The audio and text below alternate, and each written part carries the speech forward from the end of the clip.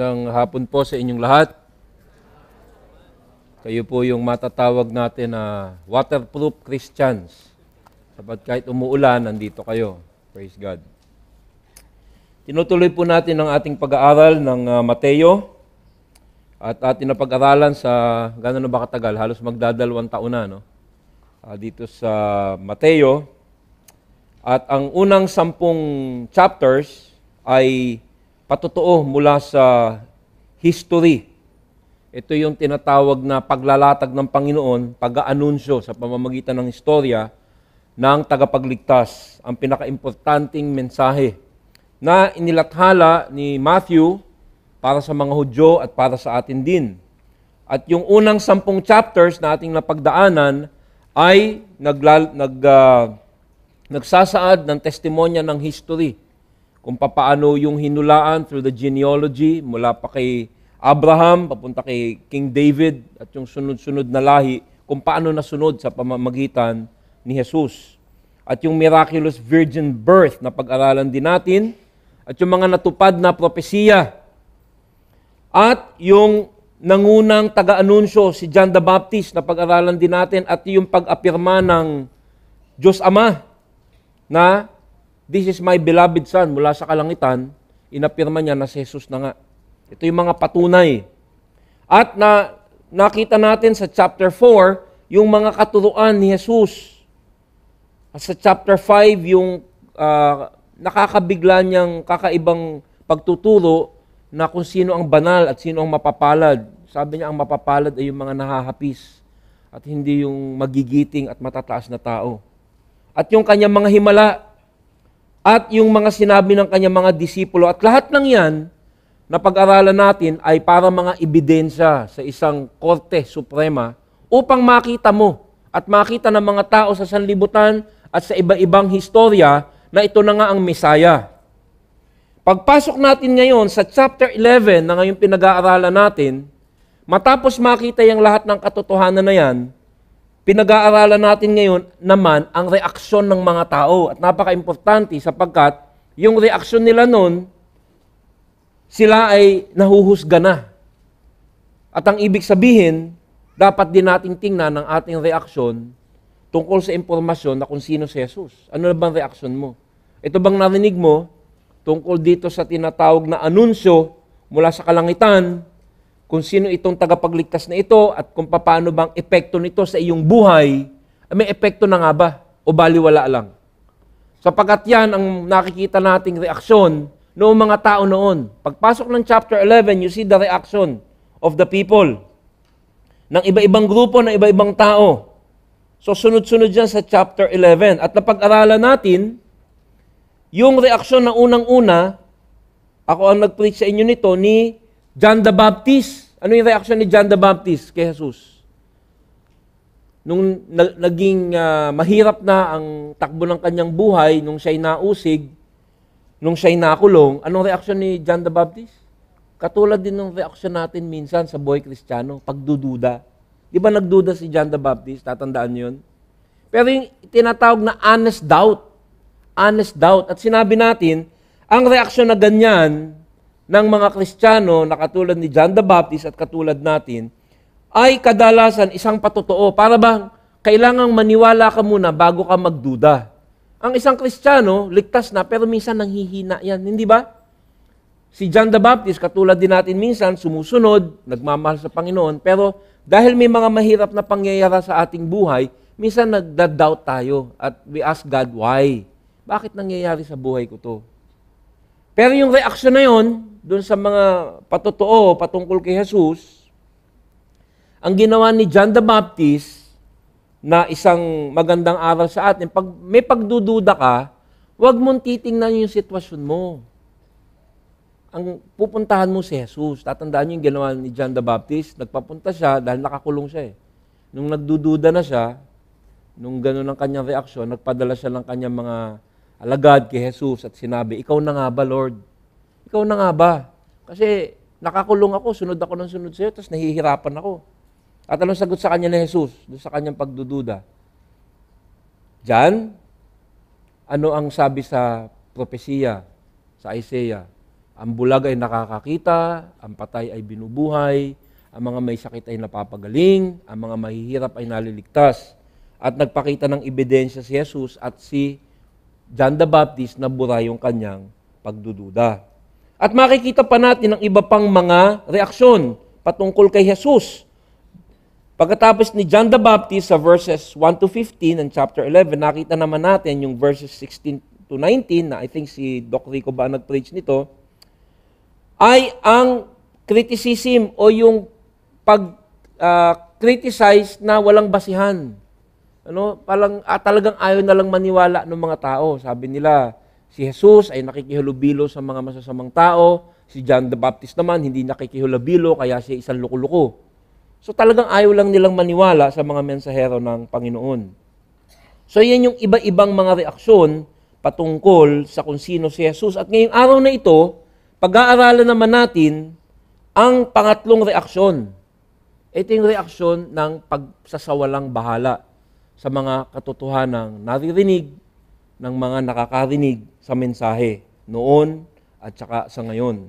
Ang titulo po ng ating mensahe sa hapong ito ay ang peligro ng katotohanan, the peril of truth. Sapagkat tulad ng aking sinabi, chapter 1 to 10 is all evidential truth from history, from the works of Christ, sa mga pananalita, himala, historia, yan ay mga ebidensyang inipon para ipakita sa atin kung sino si Jesus. At ang tanong, ano ang reaksyon mo sa ebidensya? Ano ang reaksyon mo sa katotohanan? Ano ang reaksyon mo sa pagsusuri ng mga salita ni Jesus sa iyong buhay? Ikaw ba ay na-convict at nagsisi? Ikaw ba ay nabuksan ng mata at nalamang ang kabayaran ng kasalanan ay kamatayan, kaya kailangan ng tagapagligtas? O ikaw ba ay nagduda, nakatulad ni John the Baptist? O ikaw ba ay ayaw maniwala, kaya ikaw ay puro panunumbat o pagtanggi sa salita ng Diyos? O, pag-aaralan natin ngayon, ikaw ba ay narinig na ang lahat, ngunit nagdesisyon na maliitin, ipagsawalang bahala, o sa salitang Tagalog, isnabin ang Ebanghelyo.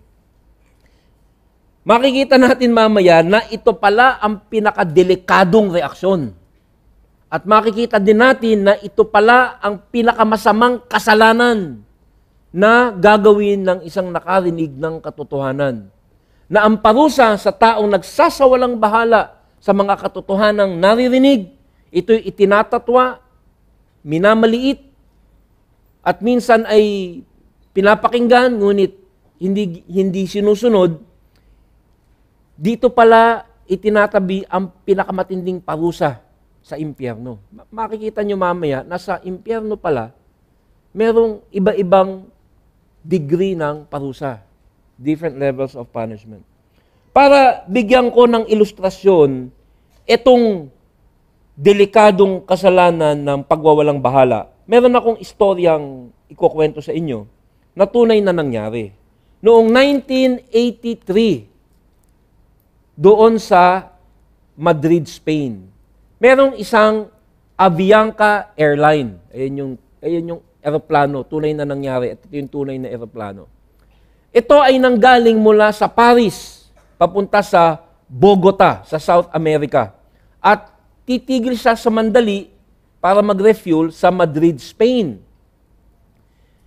Bago siya lumanding, kanya nang ini-on yung tinatawag na ILS o yung instrumento na nag-guide sa kanila para mag-landing, yung computer. Ang tawag doon ay Instrument Landing System. So, i-on mo siya at i-guide ka para mag-landing. Pero mali yung napindot na number nung piloto, ayon dito sa binabasa kong dyaryo.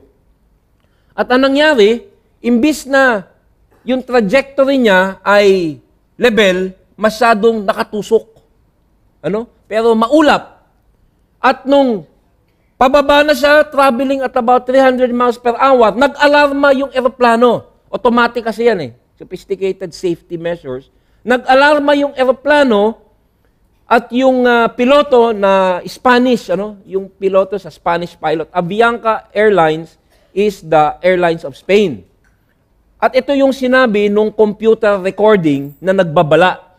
Terrain, Tapos sinundan ng dalawang alarma, whoop, whoop, at pull up, pull up. Paulit-ulit na sinasabi yun. Terrain, terrain, alarm, alarm, pull up, paulit-ulit. Na sinasabi dun sa piloto, babangga ka sa lupa. Yung terrain, ibig sabihin nun lupa. Ano? Kung piloto kayo nang maririnig mo, terrain, terrain, alarm, alarm, pull up, pull up. Ngayon, itong piloto minsan, masyado na silang sanay, hindi nila pinapansin yung computer. Sinabi sa akin yan ng mga piloto. Ino-off na lang nila. At ang nangyari, sabi dito sa dyaryo na aking sinerox, paulit-ulit na nangyayari yun, hindi pinapansin ng piloto, hindi siya nag-a-adjust. Patusok pa rin siya. At maya-maya, sinabi ng piloto, 8 seconds bago mag-crash, sabi ng piloto, shut up, gringo. Ano? Ang gringo, tawag ng mga Spanish yan sa mga puti. Kasi puti yung nagsasalita dun sa recording. Parang sinabi niya, tumahimik ka. Kano. Parang ganun. At pinatay. At 8 seconds later, nag-crash yung eroplano. At ito yung litrato. All 181 people on board died. Isipin mo, naka-alarma. Sinabi nila mga 10 beses. Terrain, terrain, alarm, alarm, pull up, pull up. Ang dapat niya lang gawin ay mag-pull up. Pero hindi niya pinansin sapagkat kumpiyansyado siya na tama yung kanyang pagpapalipad. Yan ang isang ehemplo ng peligro ng hindi nakikinig sa katotohanan. Sa dami ng babala, sa dami ng narinig, yung takbo ng buhay, patusok, dire-diretso pa rin. Ba't ko ginawang ehemplo yan? Maraming tao sa simbahan, nakakarinig ng katotohanan. Gusto ang naririnig, minsan naiiyak pa. Ngunit ang takbo ng buhay, pababa. May kasalanan na ayaw bitawan. Merong mga bagay sa kanilang buhay na ayaw isuko sa Panginoon.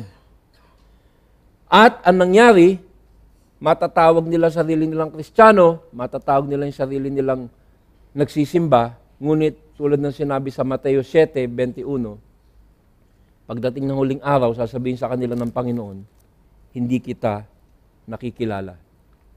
Ang ating pong babasahin ay patungkol dyan sa temang iyan. Sapagkat matapos ang 10 chapters kung saan nagturo ang Panginoon, ang mga bayan kung saan nakasaksi ng kanyang mga katuruan, karamihan, isinawalang bahala ang kanilang mga narinig. At dito, nag-iba na ng tono ang Panginoon. Nung una, ang kanyang mga mensahe ay parang nagsusumamo, nakikiusap, nagtatanong ng kalmado. Ngunit ngayon, parang siya ay sumusumbat na. Siya ay sumasaway na. Nagre-rebuke na siya. So Matthew 11:20-24. Nag-iba na ang tema ng Panginoon sapagkat maraming tao ang nakakarinig, ngunit nagsasawalang bahala sa kanilang mga naririnig. Mateo 11:20-24 ay nagsasaad ng ganito. Pagkatapos, sinumbatan ni Jesus ang mga bayang nakasaksi sa maraming himalang ginawa niya roon sapagkat hindi sila nagsisi at tumalikod sa kanilang mga kasalanan. Sinabi niya, kawawa kayo, mga taga-Corazin. Kawawa kayo, mga taga-Bethsaida, sapagkat kung sa Tiro at Sidon ginawa ang mga himalang ginawa sa inyo, matagal na sanang nagdamit ng sako at naupo sa abo ang mga taga-roon bilang tanda ng kanilang pagsisisi. Ngunit sinasabi ko sa inyo, sa araw ng paghuhukom ay mas mabigat na parusa ang sasapitin ninyo kaysa sa mga taga-Tiro at taga-Sidon. At kayong mga taga-Kapernaum, maaaring itaas ninyo ang inyong sarili hanggang langit, ngunit ibabagsak kayo hanggang sa daigdig ng mga patay.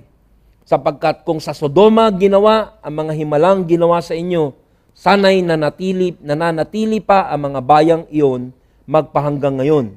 Ngunit sinasabi ko sa inyo, sa araw ng paghuhukom ay higit na mabigat ang parusang dadanasin ninyo kaysa mga taga-Sodoma. Ang Panginoon ay Panginoon ng pagmamahal, ngunit ang Panginoon ay Panginoon din ng hustisya. May hangganan ang kanyang pagsusumamo, pag-aalok ng kaligtasan. Bakit natin pinamangatang ang ating mensahe sa hapong ito, ang peligro ng katotohanan? Sapagkat may peligro dito sa ating pag-aaralan, makikita mo, ang mga taong nakarinig at nagsawalang bahala ay mas delikado kaysa sa hindi nakarinig at hindi gumalaw.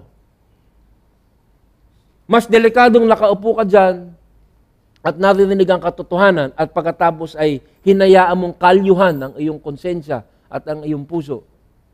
Ito po ang maliwanag na mensahe.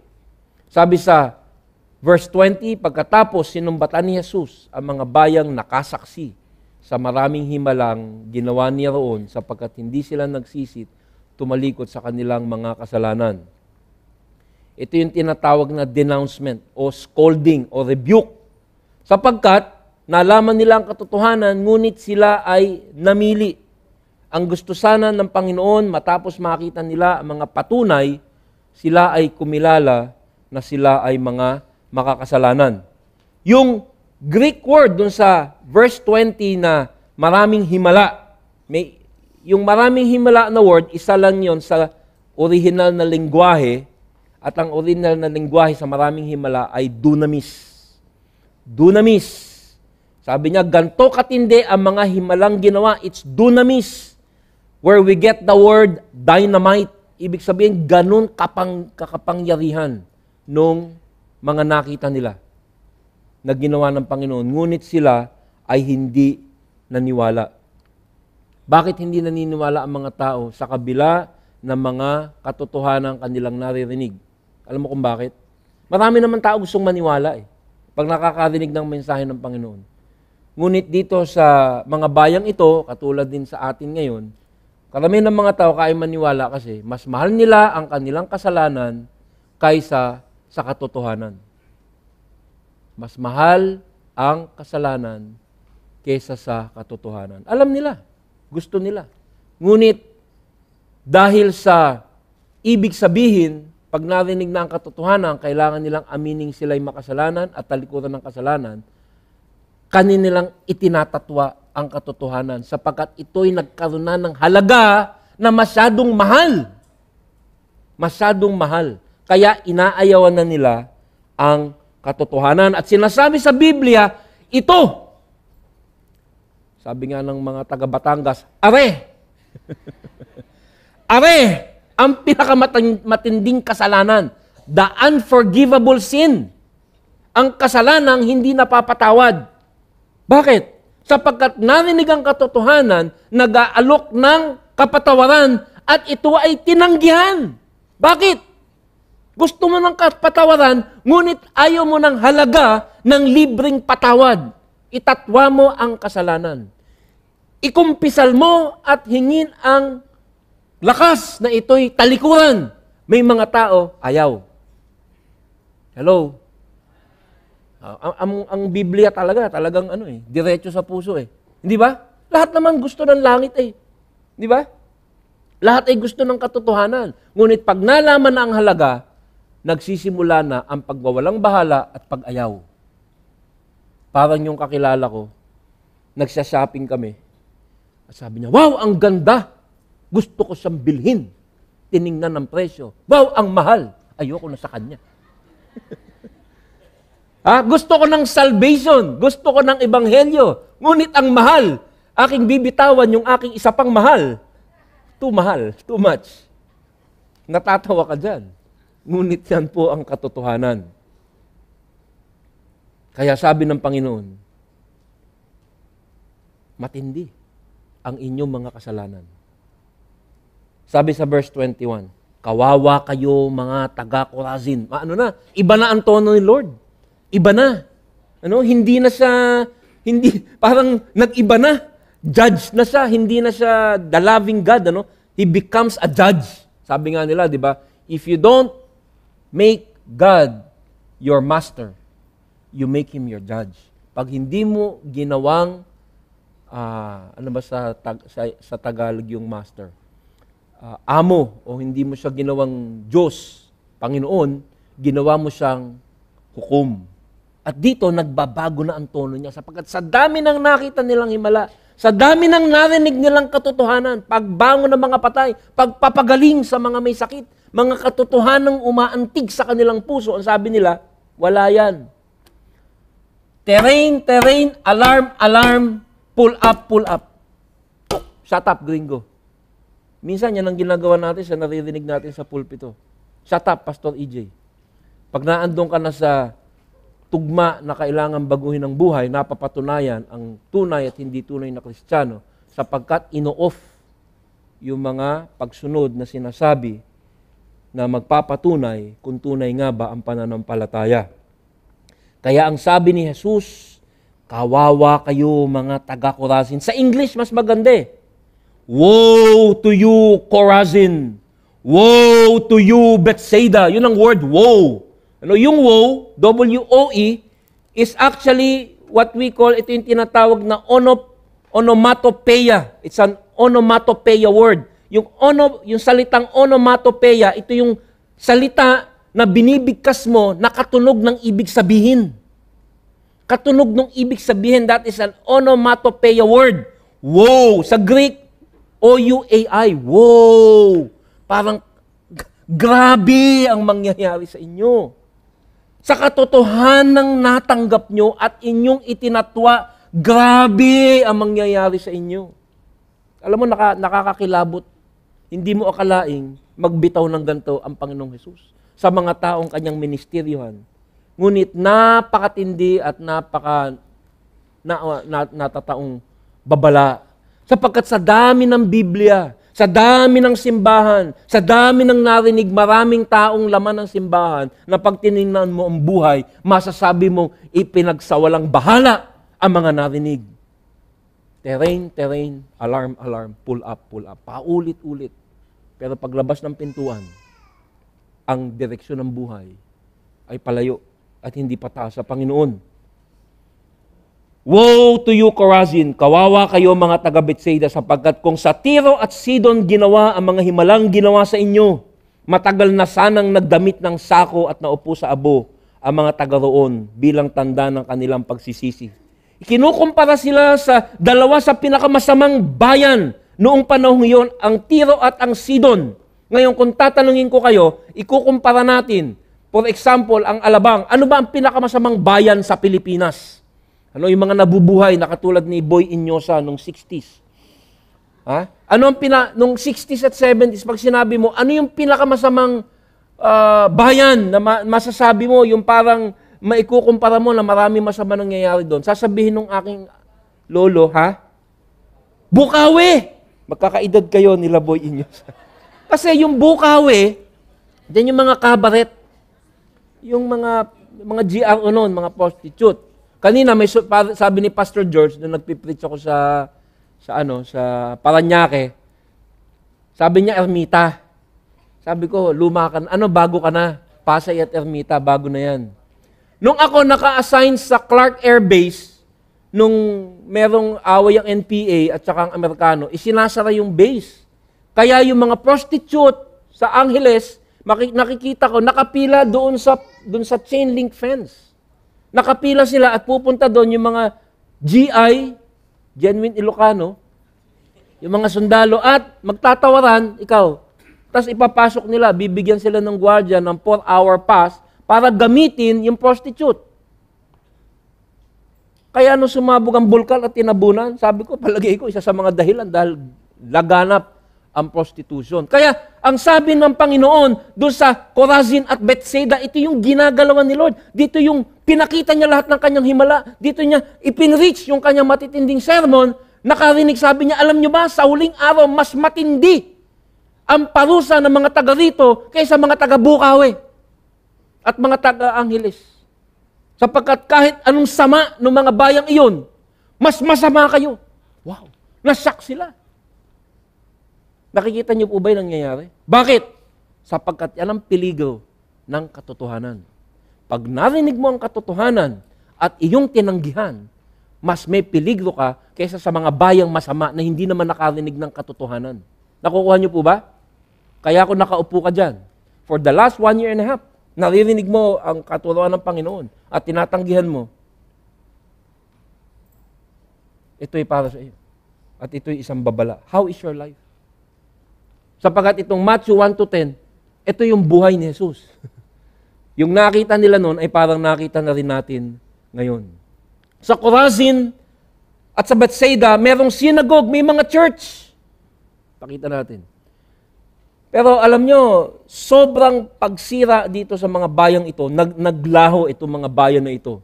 Sapagkat isinumpa, yung woe is a curse. Woe! Sinumpa kaya itong mga bayan na ito ng Chorazin at Bethsaida nabura. At maraming taon sinabi nila hindi to totoo ang Bible sapagkat hindi nila nakita yung exact location. Nahukay at ngayon makikita mo na naandun nga pala itong mga bayang ito na nabura, parang Sodom at Gomorrah, nabura. Pero nahukay muli matapos ang 1,000 taon. Ang Sidon at ang Tyre is an ancient Phoenician city. Ito ay mga bayan ng mga tao na sumasamba kay Baal. Sila ay nakapwesto doon sa pangpang kung saan naandun yung mga trade route.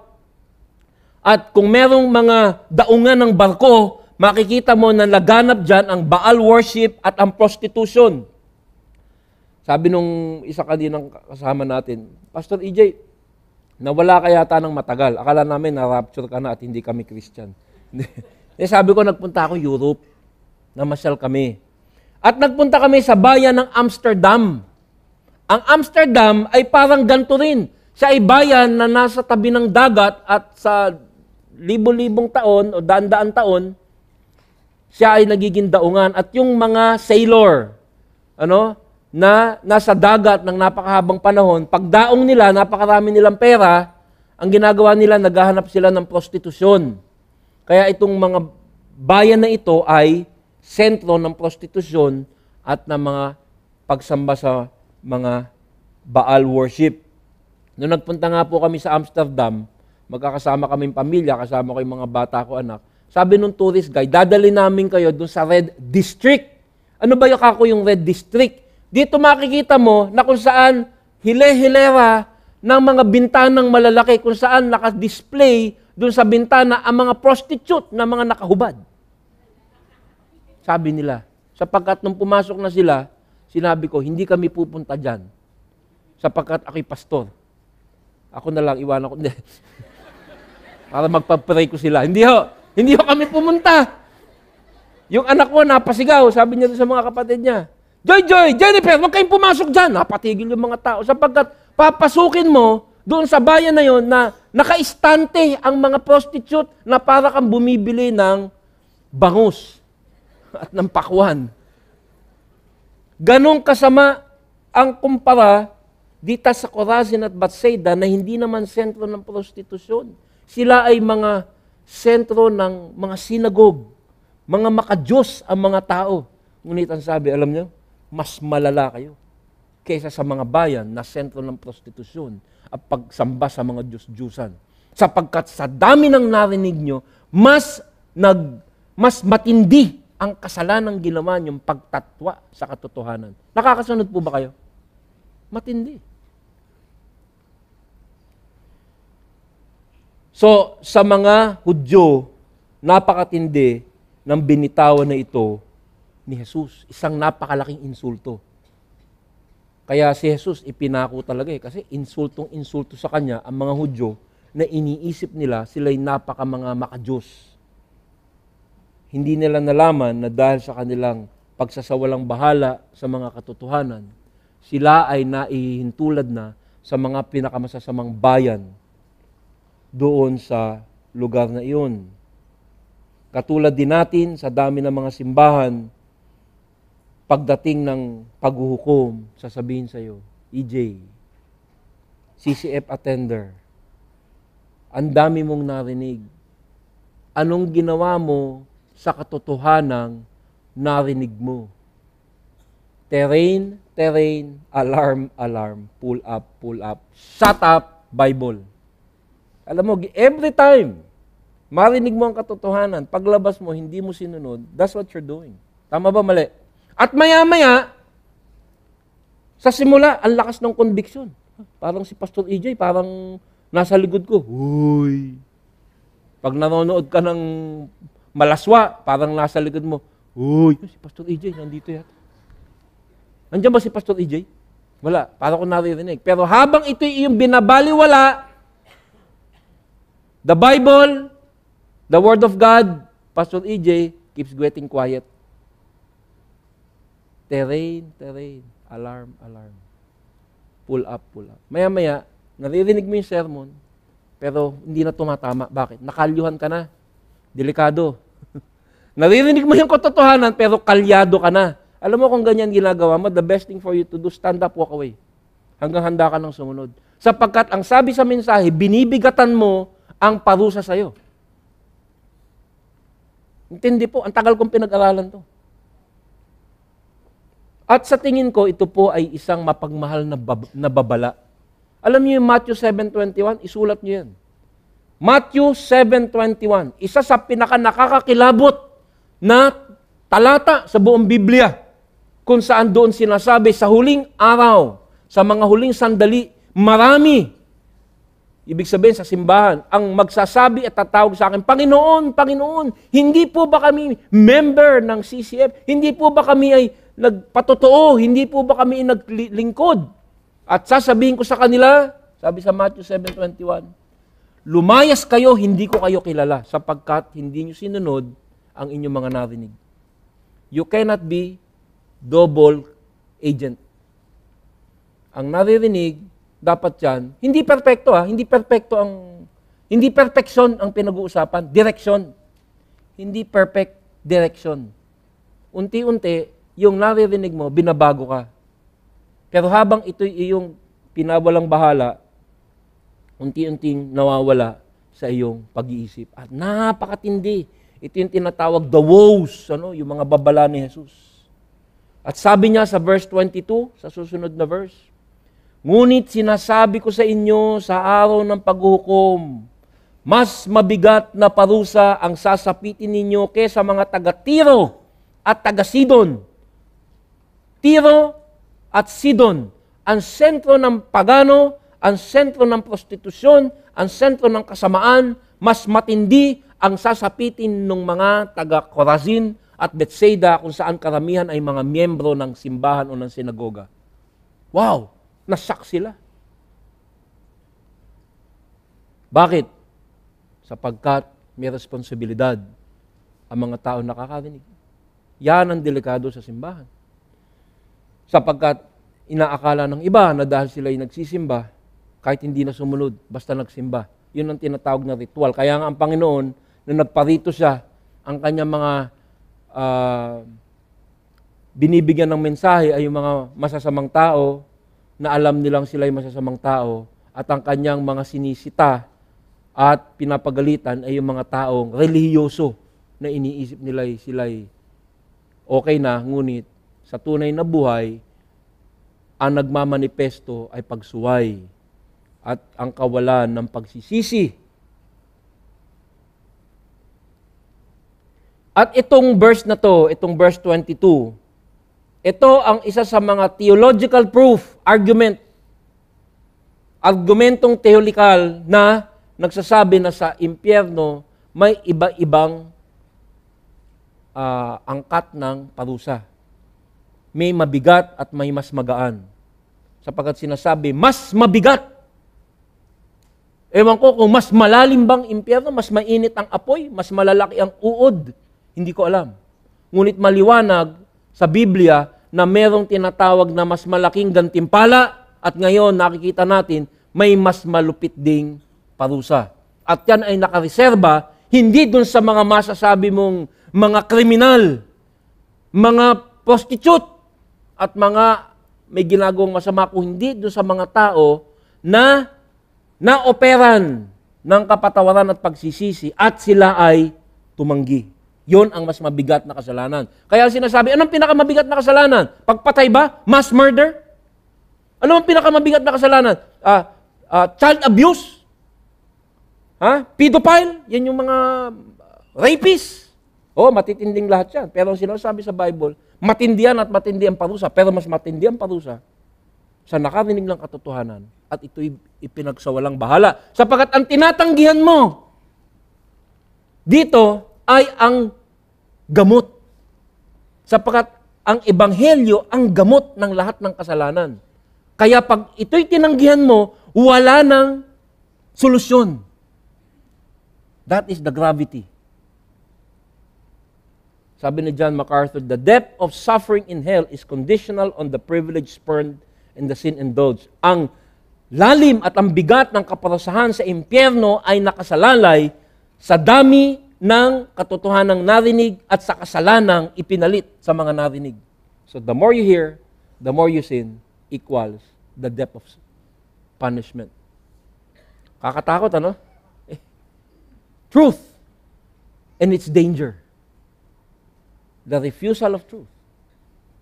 Sabi ni Jesus sa Lucas 12, darating ang kanyang Panginoon sa araw na hindi niya inaasahan. At sa oras na hindi natin alam, buong lupit siyang paparusahan ng kanyang Panginoon at isasama sa mga suwail. At pakinggan niyo po ito, ang aliping nakakaalam ng kalooban ng kanyang Panginoon, ngunit nagpapabaya o ayaw tumupad sa ipinapagawa nito ay paparusahan ng mabigat. Ngunit ang aliping hindi nakakaalam ng kalooban ng kanyang Panginoon, magkulang man siya sa kanyang tungkulin, ay paparusahan man lamang ng magaan. Ang binigyan ng maraming bagay ay hahanapan ng maraming bagay at ang pinagkakatiwalaan ng lalong maraming bagay ay pananagutin ng lalong maraming bagay. Religion is a dangerous thing to trifle with kung hindi mo iibahin ang iyong buhay sa kabila ng iyong maririnig. The greater the privilege, the greater responsibility. Mas malaking pribilehyo ng pakikinig ng tama, mas malaki ang obligasyon na sumunod ng tama. At uulitin natin, ang pagsunod ay hindi ang dahilan ng pagkakaligtas, ngunit ito'y ebidensya na ikaw nga ay naligtas. It must show in your life. Sabi sa Roma 2:4-5, at ito ay babala para dun sa mga tao na, patatawarin naman ako ni Lord. Yung paulit-ulit ba ang kasalanan? Ano? Ang Kristiyano ba nagkakasala pa? Nagkakasala pa. Ngunit ang Kristiyano, pag nagkasala, ang bigat sa puso niya at ginagawa niya ang lahat upang maiwasan. Pero may iba sinasabi, ay ganoon naman pala eh. Patatawarin naman pala ang aking nakaraang kasalanan, ang aking ginagawang kasalanan at aking gagawing kasalanan. Ang gawa ni Jesus sa krus. Aking magkakasala na lang. May gano'n na, may nagsasabi ng gano'n. Hindi man nila sabihin niya sa kanilang mga labi, ngunit gano'n ang kanilang takbo ng buhay. Bakit? Paulit-ulit yung kasalanan na parang binabaliwala na at minamaliit na yung ginagawa mong iyan ay ikinamatay ng Panginoon. Next time na magkasala ka at parang wala ng sakit, hindi ka nagigilty, sabihin mo sa sarili mo, alam mo yung ginawa mo na yan, ikinamatay ni Jesus yan. At pag kung wala na ang conviction, checkin mo, baka hindi ka Kristiyano. Hindi ko sinasabing perfection, ang sinasabi ko ay direksyon. Hindi ko sinasabing hindi ka na nagkakasala, ang sinasabi ko unti-unti nang nawawala ang kasalanan. Sapagkat nakikinig ka sa mga katuroan. Sabi sa Roma 2, o baka naman gusto mo pang hamakin ang Diyos dahil siya ay napakabait. Mapagpigil, mapagpaumanhin. Hindi mo ba alam na napakabuti ng Diyos kaya binibigyan kaniya ng pagkakataong magsisi at tumalikod sa kasalanan? Ngunit sa katigasan ng iyong ulo at di pagsisisi, lalo mong pinapabigat ang parusang igagawad sa iyo. Another justification, theological proof na may lalim at bigat at ang antas ang parusa. Pag inabuso mo ang kabaitan, pag nalaman mo ang katotohanan, ngunit patuloy-tuloy ay yung ginagawa, pinapabigat mo ang parusang igagawad sa iyo sa araw na iyon. Anong araw na iyon? This is talking about the white throne judgment. Dalawang klaseng judgment. The Bema Seat judgment, ito yung huhusgahan ang mga matatapat. Awarding yun. First honor, second honor. Third honor. May reward. First judgment. Second judgment, white throne judgment. Ito yung lahat ng huhusgahan doon sa judgment na yon, lahat pupunta sa impyerno. Pero ganun din, bigat. First floor of hell, second floor, third floor, basement ka. Bigat nung ginawa mo eh. Sa araw na iyon, Kung kailan ihahayag ang poot at makatuwirang paghatol ng Diyos. Makatuwiran kasi, Lord, wala po nagsabi sa akin. Talaga? 10 years ka sa CCF, hindi mo narinig? Hindi, narinig mo. Hindi mo pinansin. Terrain, alarm, alarm, pull up, shut up, pastor, shut up, Bible. Magsisimba ako at mamumuhay ako sa gusto kong pamamaraan. Hindi ko kailangan magsisi. Kailangan ko lang ay umattend.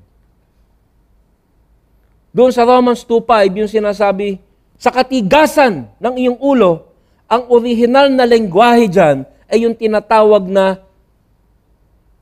the English word for the original language is skleros. Sclerosis. Katigasan ng iyong ulo. The Greek word of the original Bible is skleros. Sclerosis as in arteriosclerosis. Pag narinig mo, ibig sabihin nun, yung pusong tumitigas. Pag tumigas yung vein mo, ano nangyayari? Heart attack, di ba? Tumitigas, your heart is getting hard. Naririnig mo yung katotohanan, tumatalbog. Tumatalbog, para kang si Superman. Pag binaril ka, tumatalbog. Katotohanan, tumatalbog. Arteriosclerosis, the hardening of the arteries. Pero ito, hindi physical hardening, but spiritual hardness. You receive the truth, and the truth has no effect anymore. Ito yung tinatawag na ano ka na. Kumbaga sa medical na, sa pharmaceutical, na ano ka na, yung katawan mo, nagkaroon na ng, anong tawag doon? Ha? Immune. Na-immune ka na. Saka kadami ng, may mga tao kakainom na antibiotic, wala nang effect, wala nang effect sa kanila antibiotic. Wala nang bisa. Yung katotohanan, wala nang bisa. Nasobrahan ka ng katotohanan na hindi mo sinusunod. Nabato ka na. Nandiyan pa po ba tayo? Nagre-reklamo nga ako eh. Sabi ko, ba't lahat ng ganong passage sa akin natataon? siguro kasi matigas ka. Ay, kailangan ko po. Ito ba kailangan nyo?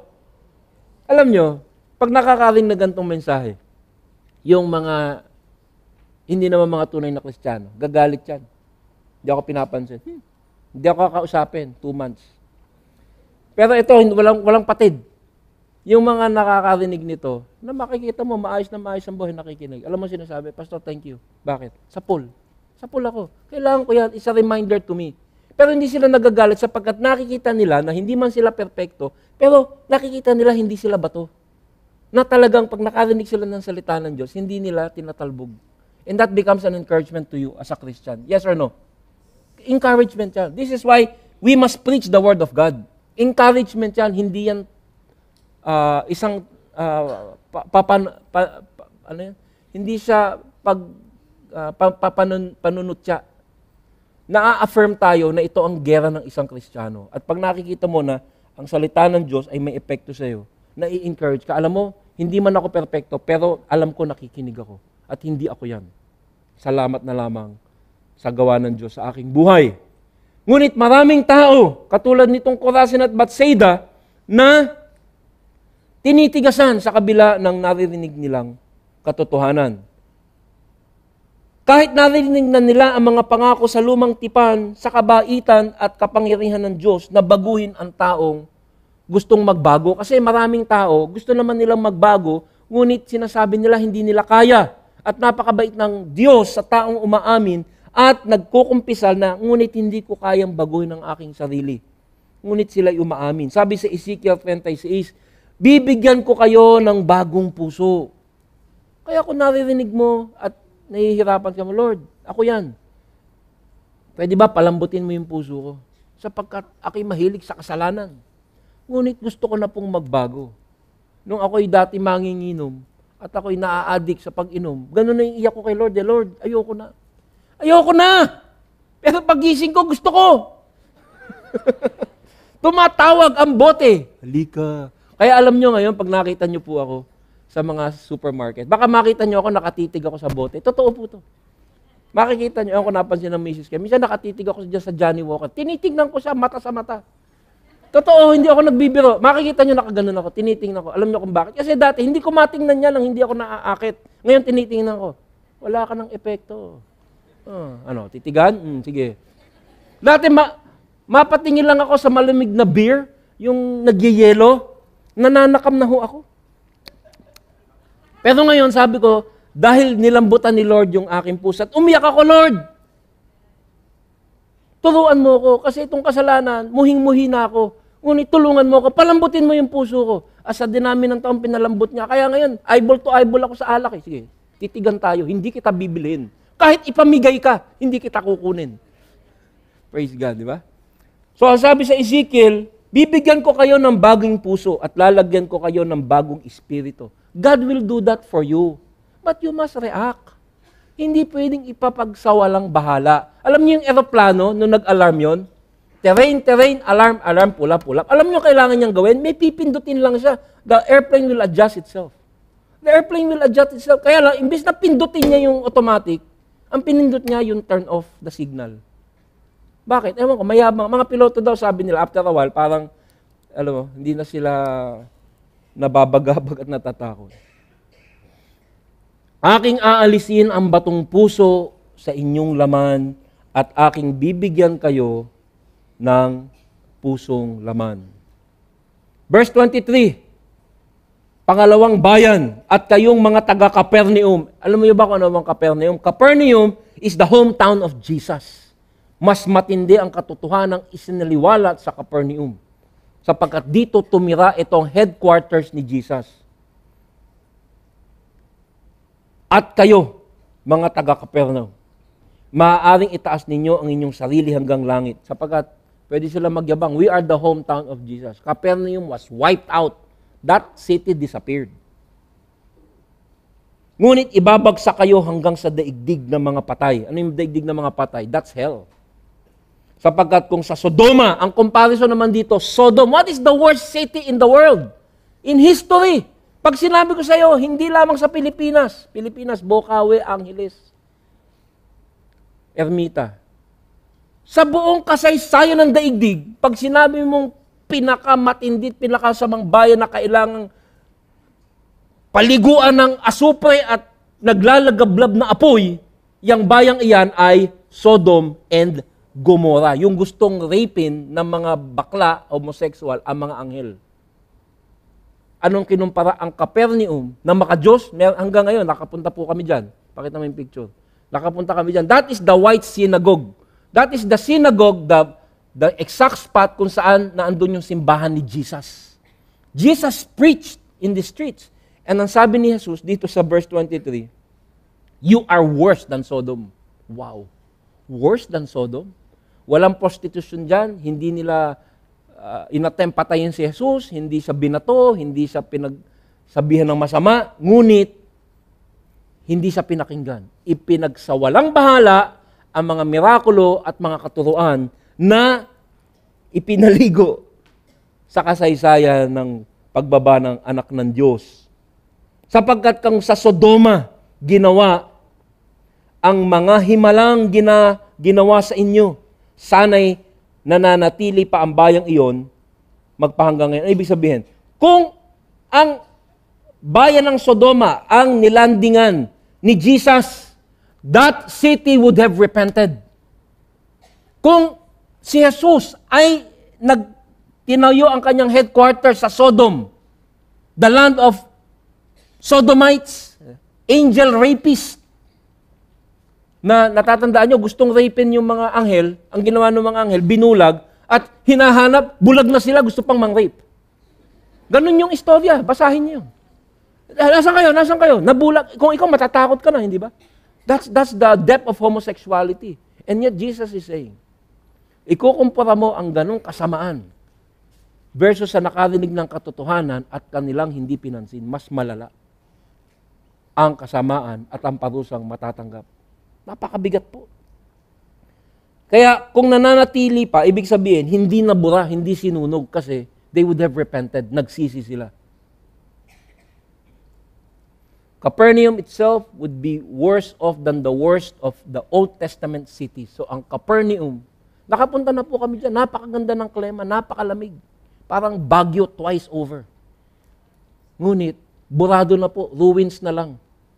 Meron ito yung synagogue doon. So, sentro siya ng pagtuturo. At nagturo si Jesus dyan sa mga sinagoga na yan.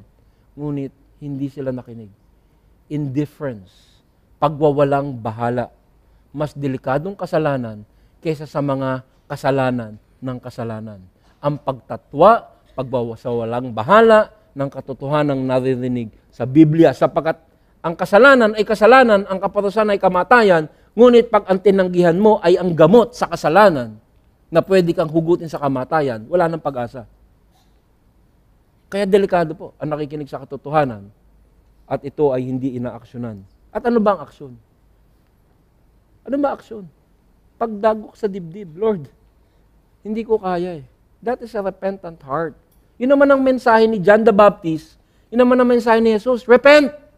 Inaamin kong ako'y makasalanan, inaamin kong ang kabayaran ng kasalanan ay kamatayan, inaamin kong hindi ko kayang baguhin ang aking sarili. At papasok ang banal na Espiritu Santo sa buhay na yan, at ang lakas upang magbago, kahit ang kagustuhang magbago ay ibibigay. Alam niyo, minsan sinasabi ko nga, sana hindi niyo maling unawain ang aking sasabihin ito. Pero minsan, nagpapasalamat ako sa Panginoon doon sa aking mga pinagdaanan. Napadroga at napadaan ako sa pag-inom. Kasi, alam ko yung lalim ng kasalanan, nakamuhian ang bisyo. Kaya, Lord, tulungan mo ko kasi yung ginagawa ko masama, ayoko na sa Kanya. Minsan, ang mga tao na relihiyoso, hindi nila alam na they need to cry out the same way. Kaya si Jesus, ang naministrohan niya, yung mga prostitute, mga tax collector, at yung mga relihiyoso, tinatanggihan siya kasi hindi nila alam na they also need repentance. Nandiyan pa po ba tayo? At ang nangyari, itinatwa ang gospel at tinatwa ang gamot sa kasalanan. Verse 24, talagang iba tono ni Jesus dito. Hindi ito yung Jesus na He is now a preview of the judgment seat. Ang minsan kasi, we always picture Christ one side only. Mapagbigay, pwede mo ignorin. Pero ito, iba picture. Pagkatapos ng verse 19, verse 20, iba ng tono niya. And this is a preview of the Jesus of the judgment seat. Ngunit sinasabi ko sa inyo, sabi sa verse 24, sa araw ng paghukom, white throne judgment, ay higit na mabigat. So this is a good apologetics, pagpapatunay na mayroon degree of punishment and reward. Mas mabigat ang parusang danarasin ninyo kaysa mga taga-Sodoma. Wow! Wow! Talaga? Sodom? Mas masama ang mga relihiyosong mga taga-Capernaum na mga kabarangay ni Jesus? Yes. Why? Because of the truth. Because of the truth you receive. Sa dami ng katotohanan tinanggihan mo, ay mas malalim ang kaparusahan mo. How much truth have you received? Kaya nga po iniisa-isa natin. Chapter 10, 1.5 years. Masasabi mo na narinig mo ang katuruan ni Jesus mula sa Bible. Alam nyo, nung panahon na yon, merong 4 na malalaking bayan doon sa Galilea. Corazin, Bethsaida, Capernaum, at Tiberias. 3 lamang yung binigyan niya nung woe. Corazin, Bethsaida, Capernaum. Lahat yan nabura, nawala. Pero yung isa, hindi binigyan ng woe. Siguro hindi sila nakatanggap ng ganong karaming pagmiministeryo. Tiberias. At yan lang ang bayan na hindi nabura. Tiberias, ginuggle map ko, still stands. May malalaki siyang hotel ngayon. It's a tourist place. It still stands. Pero yung 3 bayan na sinabihan ng woe, o kawawa naman kayo, the woe curse is totally erased. Nawala sa mapa. But Tiberias, pag ginuggle map mo, it's a big city. Which is proof of the omniscience of God. Sabi sa Jude 1:7, alalahanin din ninyo na ang Sodoma at Gomora at ang mga karatig lungsod ay nalulong sa kahalayan at di karaniwang pagnanasa ng laman. Ano yun? Strange flesh, kabaklaan, lesbian, pakikiapid sa kaparehong sex, yan yung pagnanasa sa strange flesh. Kaya sila'y pinarusahan sa apoy na di mamamatay bilang babala sa lahat. But as bad as Sodom and Gomorrah is, Capernaum is worse. Why? Refusal of truth. Indifference. Pagwawalang bahala sa katotohanang naririnig. Sabi sa Hebreo 10:26, Matapos nating malaman at tanggapin ang katotohanan at magpatuloy pa rin tayo sa pagkakasala. You've heard the truth. The conviction has happened.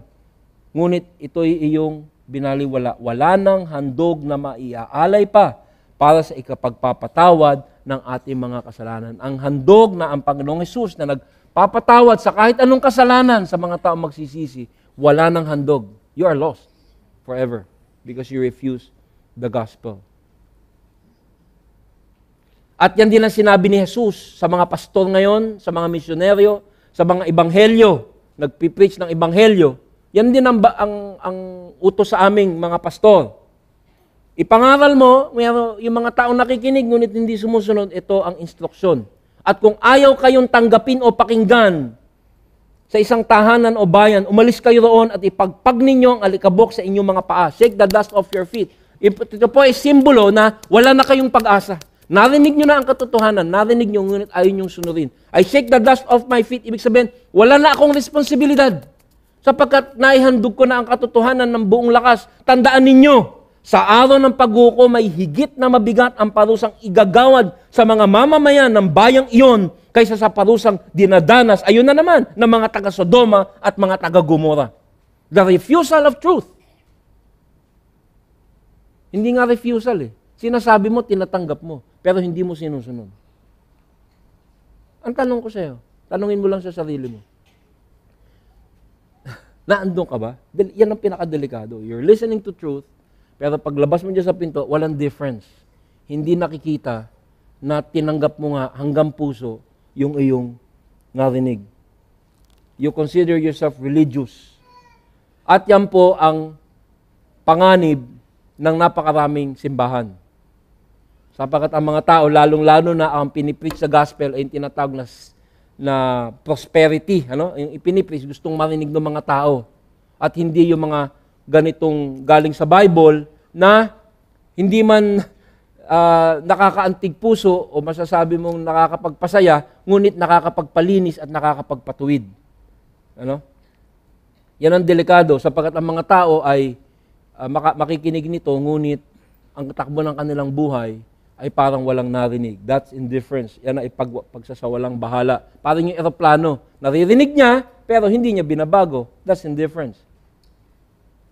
Sabi sa Lucas 17, ang pagparito ng anak ng tao ay matutulad sa nangyayari noong kapanahonan ni Noe. Sasabi kahit nung panahon pa, Old Testament, ganyan na. Ang mga tao nooy nagsisikain, nagsisiinom, nagsisipag-asawa, normal life. Hanggang sa araw na sumakay si Noe sa barko. Hindi rin nila pinansin yung mga babala ni Noe. Normal life.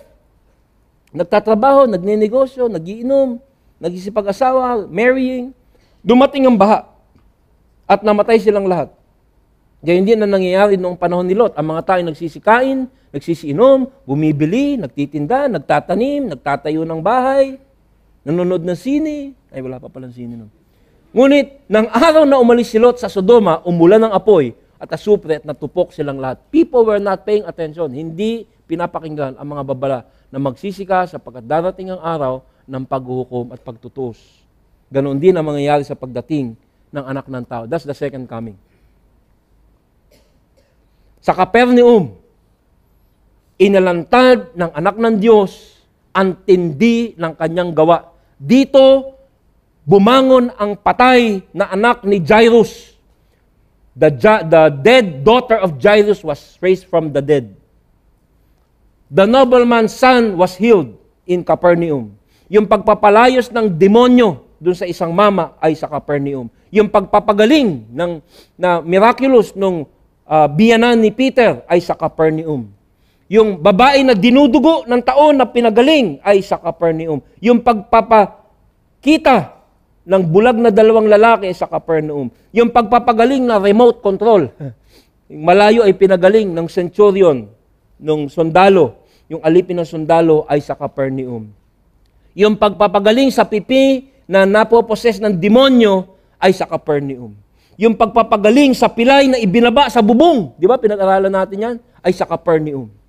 Ngunit karamihan ng mga tao sa Capernaum, sa dami ng nasaksiyan at narinig, ang takbo ng buhay, pagano? Indifference. Inignore ang terrain, Every Sunday, they go to the synagogue. Kung Sunday yung simba. Pero paglabas ng pinto, as if walang narinig.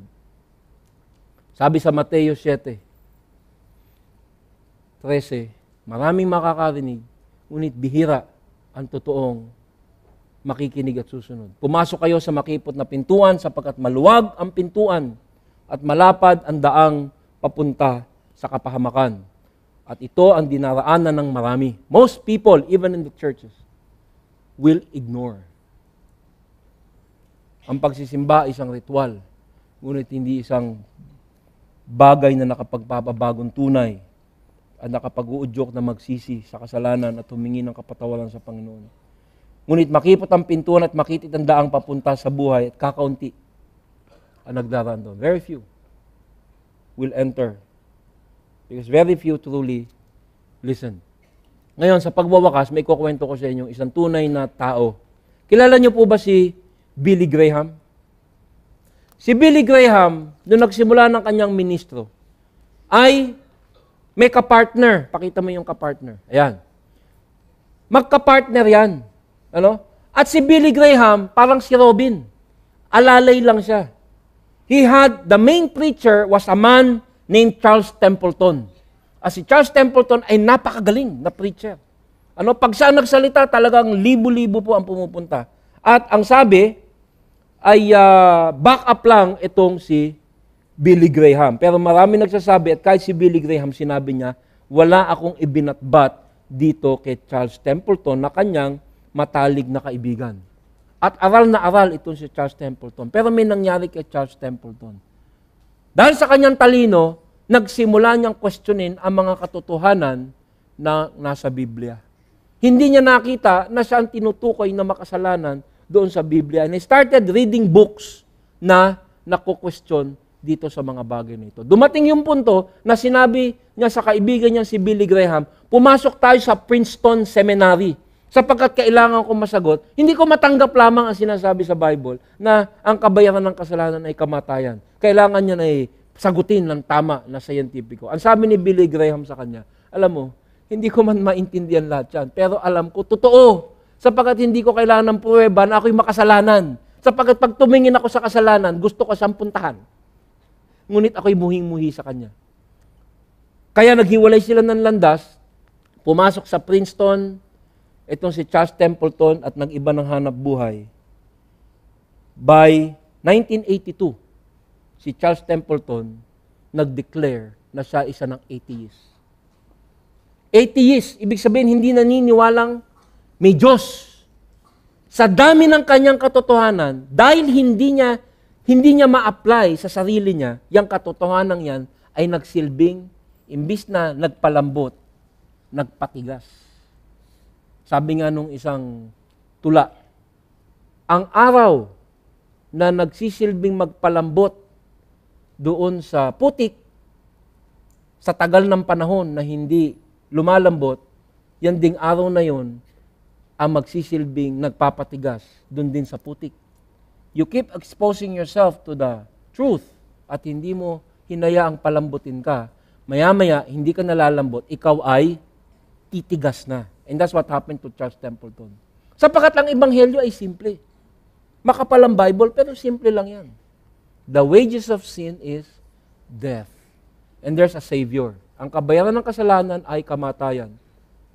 At merong tagapagligtas na magbabayad niyang kasalanan yan. Kaya si Charles Templeton published what is the most heartbreaking books ever written. According, sabi sa mga dyaryo, isinulat ni Charles Templeton yung pinakamalungkot na libro na isinulat sa buong historya ng mundo. The saddest book ever written was written by Charles Templeton. At yung pinakamalungkot na libro na yan, ang title ay Farewell to God. Paalam sa Diyos. Written by Charles Templeton. Charles Templeton, the great evangelist and primary preacher above Billy Graham, died in 2001 at the age of 86 after writing Farewell to God. A full-blown atheist, and he is now in the depth of hell according to the Bible. Sapagkat sa dami ng kanyang narinig, nagdesisyon siya na baliwalain at hindi paniwalaan ang katotohanan. Tayo po'y manalangin. Panginoon, salamat po sa Biblia. Ito po ay madalas ay nagbibigay lakas ng loob sa amin. Sinasabing kami mahal ng Diyos, na pag kami mahina, diyan manggagaling ang aming kalakasan sapagkat meron kaming Panginoon na mawain, na ang mga pinupuntahan ay ang mga mahihirap, ang mga mahihina, ang mga makakasalanan, ang mga prostitute, ang mga maniningil buwis, ang mga tinatatwa ng sosyedad. Meron kaming Panginoon na sa kanyang pagmamahal sa amin ay iniwanan ng kalangitan, ang kanyang trono at bumaba dito, nagsakatawan tao, upang maranasan niya ang aming dinadanas at upang bayaran ang kamatayang kahindik-hindik na dapat sana'y kami magbayad sa impyerno. He took our place. Ngunit sana hindi rin namin makalimutan ng ibang parte ng Biblia na nagsasabi that the same loving God is the judge na maghuhusga pagdating ng panahon. Sapagkat may hangganan, Panginoon, at may pagdesisyon na dapat gawin. Sa mga tao po na andito na ngayon lamang nakarinig ng mensahe ng kaligtasan, sana, Panginoon, ay isuko na nila ang kanilang buhay ngayon din, sapagkat naririnig mo ang kanilang isip at ang kanilang puso. May they cry out to you. Tulungan mo ako, Lord. Hindi ko kayang bitawan ang aking kasalanan at sa gitna ng aking panalangin. Hindi ko alam kung itutuloy ko ang pagsisisi, ngunit palambutin mo tulad ng pangako mo sa Ezekiel. At doon naman sa mga tao na nagpoproklama na mga Kristiyano, ngunit nakikita nila na matigas sa kanilang puso. At ang katotohanan ay tumatalbog na lamang, wala na epekto.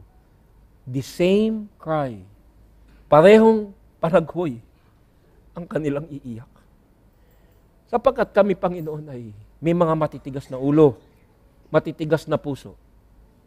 Kaya kami po, lahat, kung saan man kami dyan sa mga kategoryang iyan, hinihiling ko bilang pastor ng maliit na simbahan na ito, na tawagin mo na tunay na magreaksyon sa mga katotohanan ito. Magsisi sa kasalanan, kamuhian ang kasalanan, at maniwala sa Ebanghelyo na tanging gamot, tanging katotohanan na makapagliligtas.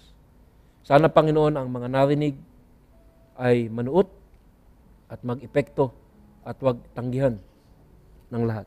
Ito po ang aming samot dalangin sa matamis na pangalan ng aming Panginoon Jesus.